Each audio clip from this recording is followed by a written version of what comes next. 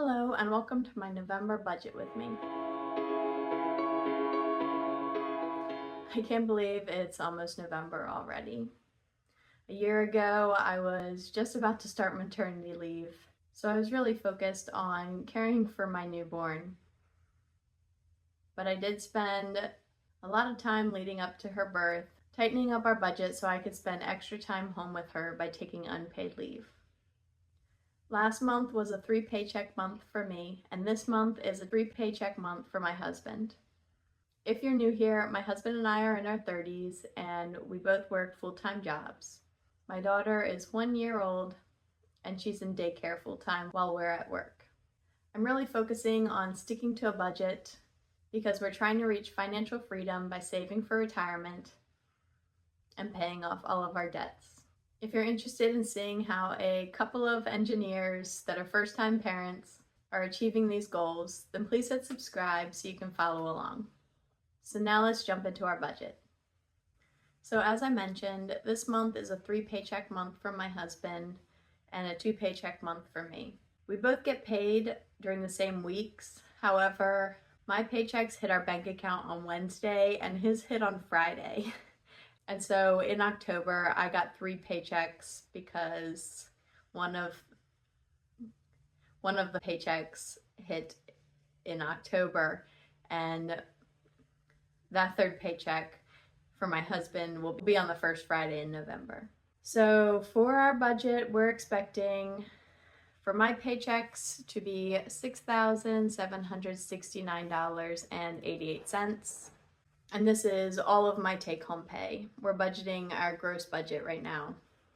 Although I'm thinking in the new year, I'm going to start budgeting our net budget, at least for my paychecks, because I like to keep track of my taxes and the pre-tax retirement deductions. For my husband's paycheck, he's planning on taking home $6,347.98. And if you've never seen my videos before, this is 80% of his take-home pay because he keeps the other 20% for his own personal spending. I also keep 20% in a personal savings account for my personal spending. However, I keep track of all of it right here on the family budget. My husband doesn't actually budget, so he leaves that up to me. So I just let him spend the 20% however he wants to, because it makes it easier for both of us if I'm not tracking that. For interest this month, I usually wait until I finish everything to just put a really lowball estimate of our interest in, but I'm just gonna put that here now, expecting $6.14 in interest. Although this may be closer to what we are going to be getting. Lately we have been getting about $160 in interest, but that's because the savings account that all of our emergency fund and roof savings are in was at 5.5% or 5.25% interest rate, and they just dropped it a couple weeks ago to 1.15, and so that's basically nothing, and I'm probably going to have to find a new high yield savings account. Although I do like the bank that we're with because they're considered like a better bank where they don't invest in fossil fuel projects, and that's really important to me, that they focus on investing in benefiting the community instead of destroying it. So I like having all of our money there as opposed to any of the other big banks. So that's something I'm gonna have to weigh on, whether I want that extra $100 in interest or whether I want to compromise my morals. For now, I'm going to keep my money in the bank that it's in instead of transferring it. But if I can find another good bank that has a higher interest rate, then I may transfer from this bank to that bank, but haven't been able to spend any time researching that recently. Okay, moving on. I'm not really expecting any rewards for our credit cards. Sometimes we get $25, sometimes we don't. I'm not expecting any refunds. That's usually just taxes or returns or something. And I'm not expecting any other income. For our debts, we have our mortgage payment. Currently, that's $2,500.45. We just got a notification that they're doing an escrow analysis, which means they're reevaluating how much we contribute to escrow with every one of our mortgage payments. So we'll find out soon if our mortgage will be going up or down. Last time it went up by about $200, but recently our home insurance premium went down. I don't think our property taxes went up, so I'm hoping our escrow analysis will go down and our mortgage will be a little bit less. Hoping that it won't be more, obviously, but if it's about the same, that or a little bit less, that would be great. So for our car loan, we pay this every other week. My husband has a new Ford Maverick hybrid that we bought last September, and we pay for that every other week. We're expecting to pay for it twice this month for $311.07 times 2. So that will be $622.14 going towards our car loan. We're currently not planning on paying extra towards this one, although it's one of the ones that we are planning to pay extra towards if we have any extra, because this is currently our highest interest rate debt at 5.69%. So that's not very high, but it is the highest, and so we would like to tackle that because we are an avalanche family and not a snowball family. We like to pay the least amount of interest over time, so we would tackle our highest interest rate debts first. So moving on, we have our student loans. They're $382 every month. Those might be another one that we would tackle. I think some of the student loans are at like 4.5% or something, and so we would try to pay extra towards those higher interest rate student loans. Other student loans are at 2.5%, so it's unlikely that we would be paying extra towards those anytime soon. Oh, and our mortgage is 2.88% or something, so we're not really planning on paying extra towards our mortgage. Retirement loan, this comes out of my paycheck, so $236.22 is coming out twice this month for a total of $472.44. And this one we might pay a little bit extra towards as well. The interest rate on this is, I think, 4.25%, and all of the principal and interest are getting paid back towards my retirement account. So it's not a huge deal to pay that one back, like to not pay that one back early, because I mean, we're losing out some of the money in the market, but we're not losing interest to anybody but me. But this loan does keep me tied to my job for the next 7 more years because it's a 10-year loan. And so I can't quit my job without paying that back in full. Or, in other words, as soon as I quit my job, that becomes due in full. So, either way you look at it, this loan ties me to my job because we probably wouldn't be able to pay off. I think there's still like $38,000 remaining on that. So we wouldn't be able to pay that off all at once right now. So we might pay off more towards it. just in case I ever do want to leave my job. Moving on to our fixed expenses, we have our utilities, which is just electricity, and that it has been $184 for the past few months. We're on a budget billing program, and so they keep it at a flat rate and like let us know whether we owe them extra or they owe us extra, depending on whether or not we've overpaid or underpaid. For the past few months, we've been underpaying, so I think we still owe them like $400, $500. So I'm expecting them to increase our utility bill moving forward. They just haven't done that yet. But there's no penalties for like there being more money that we owe them than we have been paying them. They don't charge us interest on that differing value. It's just if we ever quit our electric service, then all of that money would come due. But I mean, it's for our house that we're planning on staying in for at least 5 more years. So that's not a problem for us.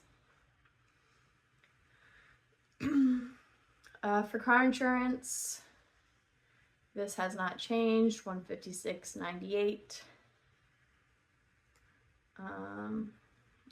Nothing much to report on that. Internet is $29.99. My Acorns subscription, this is my after-tax brokerage account. I pay $1 for that subscription. I like having an after-tax brokerage account. I don't really like paying a fee for it. However, I am at the lowest possible rate that you can get your Acorns account. I was like grandfathered in, and so I think that if I ever like stopped paying for Acorns, if I ever wanted it back, then it would cost a lot more. I was looking at like changing my plan because they do give you like retirement account options and 529 like investments for your kids options and savings accounts and like all these things. And they now offer a match for your retirement, which is pretty cool. So like if your job doesn't offer a match, then you can open up a Acorns account for retirement and they'll match it. I think it's also 3%. So I think that's pretty cool. But I was looking at it and it would increase my monthly rate to like $15, and that's not really worth it for me. So keeping Acorns as it is right now, it's $1 a month. But if you're interested in getting Acorns, then there's a link in my description where we'll both get $5 if you sign up. And then daycare, it's $300 a week that my daughter goes full-time to daycare, and we pay every Monday, and so there's 4 Mondays, that's $1,200 for daycare this month. Now moving on to our savings. I contribute to an FSA with every single one of my paychecks, just $20, so that will be $40 contributed this month. We have to use this money by the end of the year, and so there's still like a couple $100 that we need to spend. I think some of it rolls over. I'm not sure how much and how that works exactly. I'm hoping that it rolls over if we don't use it, because I don't want to lose that money that I've been contributing. But at least the contributions have been pre-tax, so saves me a little bit there. And then I can make any of my purchases.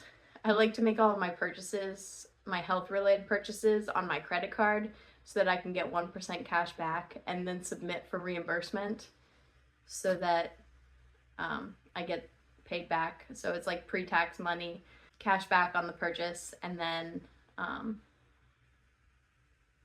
it gets reimbursed with the FSA. So I'm saving on taxes and getting cash back. I don't really like paying directly with my FSA card because then I'm not getting the cash back. I'm only saving a couple of dollars, but every little bit helps right now. For my husband's Roth IRA, we haven't contributed to this in quite a while, since we found out that we had to replace our roof, and we found out that it was $44,000, which was way more than anyone could have expected. We haven't been contributing to my husband's Roth. However, it kind of looks like we might be able to pay off our roof by the end of the year. So, spoiler alert, we're probably going to be able to pay off our roof by the end of the year. And then hopefully we'll be able to contribute to the Roth IRA. But for now, we're planning to contribute $0.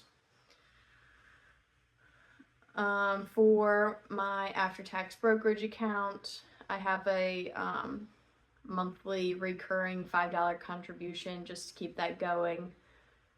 Sometimes I get the roundups. I only have 1 times roundups turned on right now. So when I hit $5 worth of change rounded up, then it contributes that amount of change, usually just over $5. And so I budget $10 contributed to Acorns. For our emergency fund, we are very close to our $18,000 goal. However, we've put that on pause since we've started focusing our savings on the new roof. We're not planning on contributing anything this month.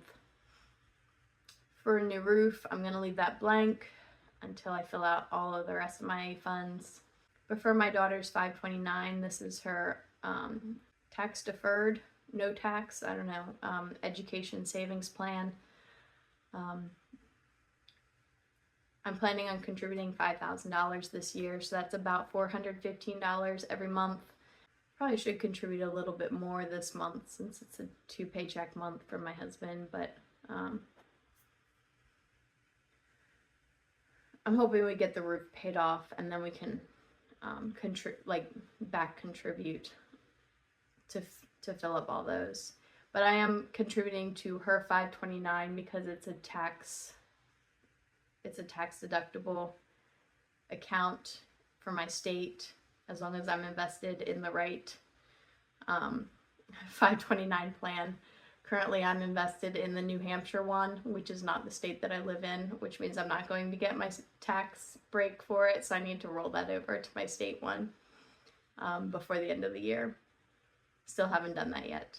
I mentioned it, I think, in one of my Transfer Tuesdays. Still hasn't happened yet. So that's all the savings right now. So moving on to the sinking funds, which is where all of our spending comes out of. I like to fill up all of my sinking funds and then just spend whatever.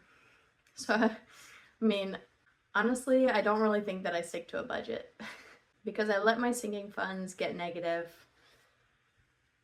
but at least all of them aren't negative. So I overspend in some categories and then don't spend in others, which I don't know that that's really the best way to budget.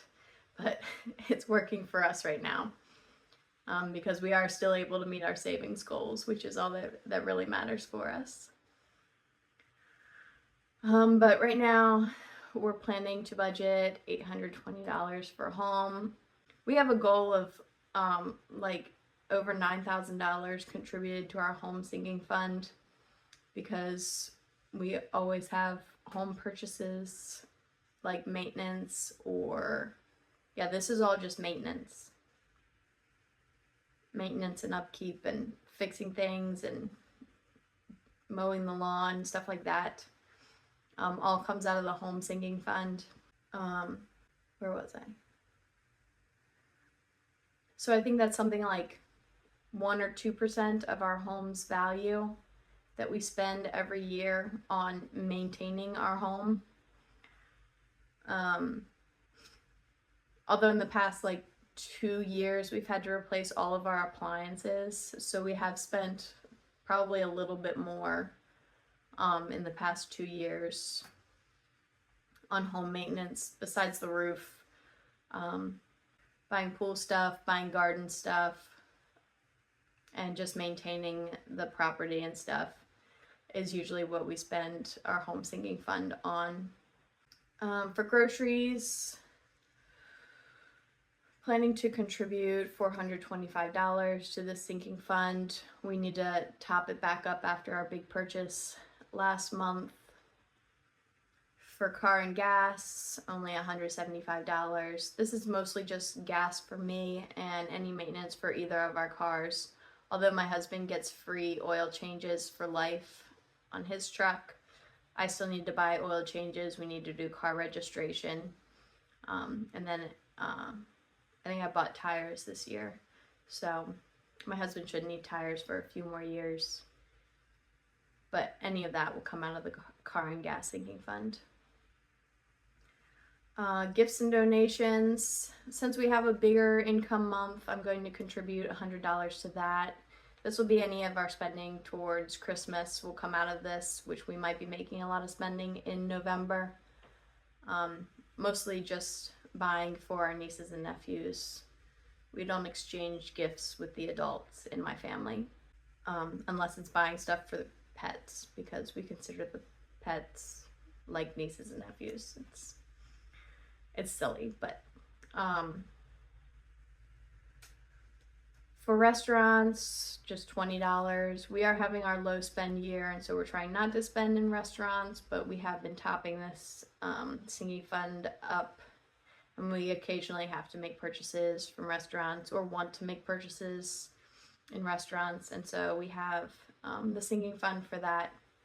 And then next year, hopefully we won't be so tight about some of our categories, and we may be able to go to restaurants a little bit more often. So it would be nice to have this sinking fund pretty well funded at the beginning of the year.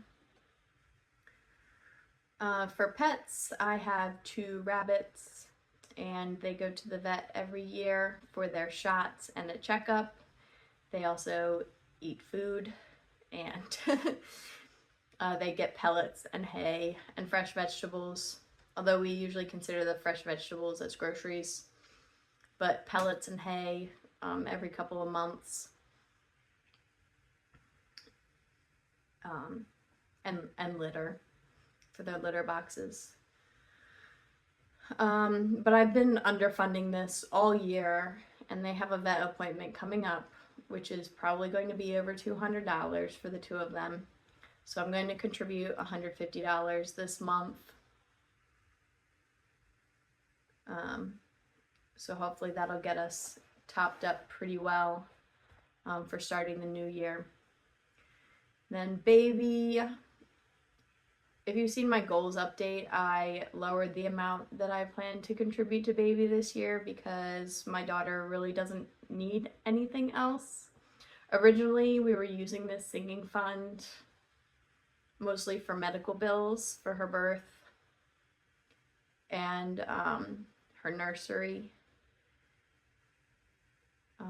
and then occasional things for her. But we haven't been needing to buy her many things because she is in cloth diapers, so we've never had to buy her any diapers. She does need wipes for daycare, but I think I've bought all of the wipes that she's going to need for the rest of her for the rest of her diapering life. And then we buy her clothes only from the thrift store. So if you've seen any of my updates, that's usually $30 or less to buy her a week's worth of clothes. So about 5 outfits. So we're not contributing anymore to her fund this year. For clothing and personal, we'll contribute $10 to that. Part of our low spend year is we don't buy anything in clothing and personal, and this is basically just my fund. My husband buys whatever he wants, however much he wants to spend for his personal spending. This is usually just for me. But yeah, $10 to that and $5 to health. This is for anything that the FSA doesn't cover, or while it's waiting to get reimbursed by the FSA.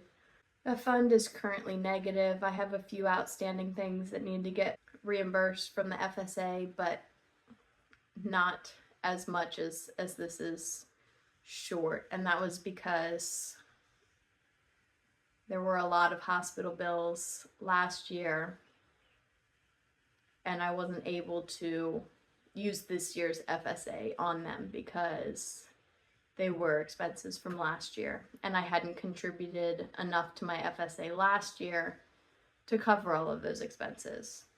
Mostly because I didn't know I was going to get pregnant last year. So I didn't have, I had a much lower contribution. I think I had about $960, but I think the health expenses from giving birth was probably somewhere around $4,000. So some of that came out of the baby fund, and some of that came out of the health fund. I still have a pending bill that they sent me another one. But moving on to travel and entertainment. For our low spend year, we're not planning on spending much in travel, but sometimes we like to go visit family, or take a little weekend trip camping or something. This month I'm going to contribute $50 just to get that brought up in case we have any trips that we'd like to go to at the beginning of next year or whatever. And then for phone, we pay for our phone annually. We're on Mint Mobile. My husband has the unlimited plan and I have the 5 gig plan. And so that's supposed to be $45. However, there's additional fees. So I've been contributing $55 a month in order to cover all of those extra fees and bring that sinking fund back up from the negative from when we paid our phone back in, I think, August. And then for miscellaneous, I'm going to contribute just $5. We usually don't have any miscellaneous items. I think the last time I used the miscellaneous was before I had the phone sinking fund, and I put our phones in there when we first bought them about 1.5 years ago. But since then, I don't think I've used this miscellaneous fund because almost everything falls into a sinking fund, and that's how I like it. So we have $5,090 remaining in our budget. I'm going to put that up here as earmarked for our new roof savings, which might be more than we will need to contribute, because if you've seen my October budget, we're planning to contribute over $6,000 to our new roof, which would bring us up to about $40,000 in our savings for it. And so this $5,000 would put us over what we need, because we need $44,000. So if everything goes as planned throughout the rest of October, and we are able to contribute that $6,000, and then everything goes as planned at the beginning of November, we may be able to contribute extra towards like the Roth IRA, or we could fully fund our emergency fund that only needs $500 more. But it would be great to get back to investing. We haven't been investing for most of this year because we have had the roof savings that we're working on. We still do our workplace retirement contributions just to get the match, but investing above and beyond that is our dream so that we can achieve financial independence a little bit sooner. Personally, I would like to retire early.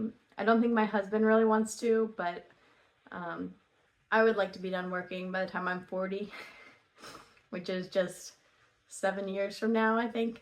So, but I also might want to just go part-time for the next few years until my daughter goes back to school, so I can spend more time with her.